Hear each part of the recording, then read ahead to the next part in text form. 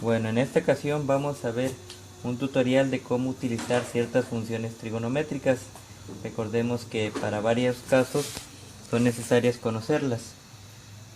Bueno, aquí tenemos lo que es el seno. Recordemos que el seno nos ayuda cuando tenemos el cateto opuesto, lo podemos dividir entre la hipotenusa. El coseno, el cateto adyacente, se divide entre la hipotenusa. El tangente, el cateto opuesto entre el cateto adyacente.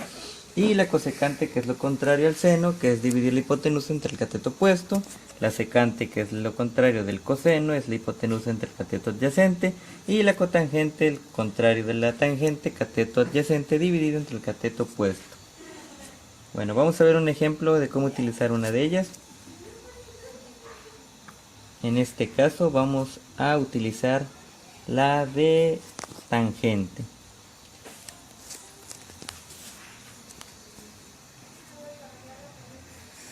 Recordemos que estas son para calcular alturas, distancias de puntos en base a ángulos de inclinación y elevación.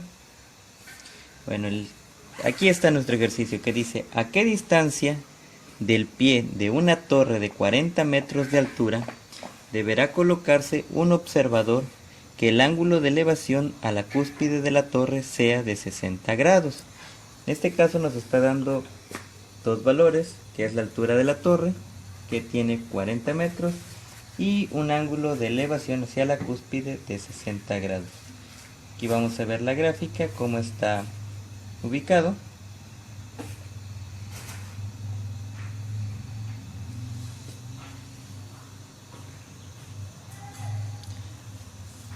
Tenemos la simulación del individuo parado frente a nuestra torre, en la cual se muestra en posición horizontal,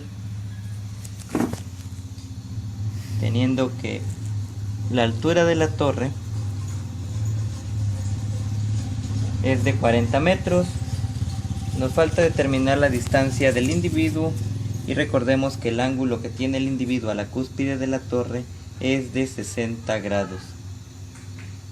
Lo que vamos a hacer es utilizar, como ya habíamos dicho al inicio, la fórmula trigonométrica de tangente, que dice que la tangente del ángulo es igual al cateto opuesto dividido entre el cateto adyacente. Sustituyendo, tenemos que es la tangente del ángulo, que son los 40 metros, entre la tangente de 60 grados, y tenemos como resultado 23.0940 metros.